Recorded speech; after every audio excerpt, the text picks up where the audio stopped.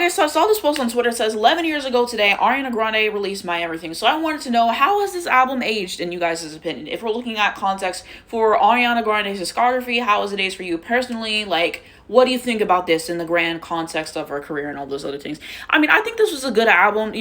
I kind of cherry pick songs off of this album. I do. And to be honest, it is dated. I will definitely concede that point. But I think it was good. Like, this was definitely an era where Ariana Grande became a pop star. The first album was R&B. You had stuff like Honeymoon Avenue, you had The Way, you had Tattoo Heart, like very R&B songs with a splash of pop here and there. But this one was more so her leaning into her pop sensibilities. You had Break Free, One Last Time, Problem. So I think that those were good records, and I could appreciate this era for what it was. She released Bang Bang 2, which wasn't on this album and stuff, and she's not that fond of that song. But I don't know. I think this was a good era for her, and I think that, without this, we don't really have the Ariana Grande that we have today. You know what I'm saying? Like, this was her taking a step in a different direction and everything.